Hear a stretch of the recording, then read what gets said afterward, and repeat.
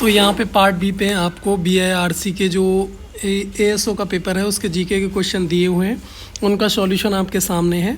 चलिए मैं बताता हूँ। फर्स्ट जो क्वेश्चन है 26 नंबर का, कौन से तारामंडल का भारतीय नाम सप्तऋषि है? तो वो है अर्सा मेजर। ठीक है, किसका है? अर्सा मेजर। पृथ्वी के उत्तरी गोलार्ध के आकाश में रात्रि में दिखने वाला एक तारामंडल है जिसका नाम सप्तऋषि है, हिंदी में उसको अर्सा मेजर कहते हैं। URL का फुल फॉर्म क्या है? तो URL होता है यूनिफॉर्म रिसोर्स लोकेटर। ठीक है, यूनिफॉर्म रिसोर्स लोकेटर, जो उसका IP एड्रेस जिसे होता है वैसे उसी टाइप में ये बोला जाता है URL। टाइटन किसका उपग्रह है? टाइटन शनि जो हमारा ग्रह है उसका उपग्रह है।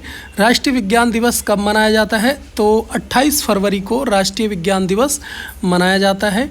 पिक और रोल शब्द किसके साथ जुड़ा हुआ है? तो पिक और जो रोल हमारे शब्द हैं वो बास्केटबॉल में यूज़ होते हैं। किस में यूज़ होते हैं? बास्केटबॉल में। पौधे अपने पोषक तत्व मुख्यतः कहाँ से प्राप्त करते हैं? तो वो मिट्टी से प्राप्त करते हैं।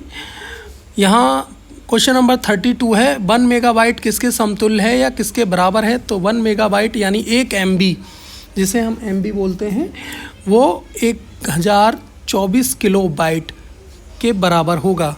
ठीक है, और यदि यहाँ पे पूछा जाता 1 GB तो यहाँ 1024 MB हो जाएगा। ठीक है, इस तरीके से यहाँ पे आप आंसर दे सकते हैं अगर आपसे कभी भविष्य में 1 GB का पूछा जाए।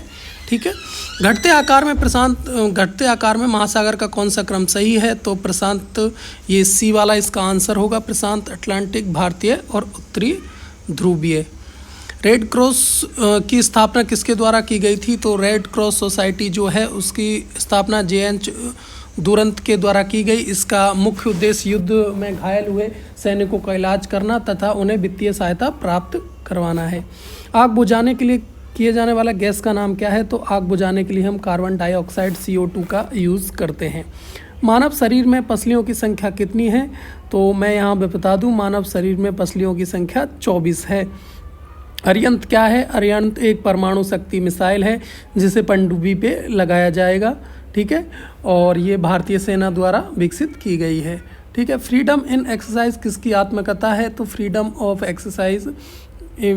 इन एक्सरसाइज दलाई लामा जी की आत्मकथा है।